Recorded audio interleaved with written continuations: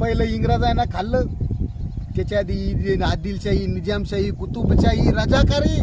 अरे 1000 वर्ष या गोरगरीब मातीची सेवा करणाऱ्या शेतकऱ्यांना साऱ्यांना खाल्लं.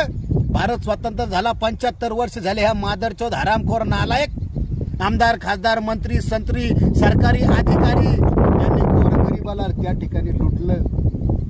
मला सवाल आहे, या महाराष्ट्राचे मुख्यमंत्री शिंदे बिंदे आणि या देशाचा पंतप्रधान नरेंद्र मोदी 8000 कोटीचं इमान घेऊन पळतो, 50-50 लाखाच्या घड्याळी वापरतो. लाज कशी वाटत नाही?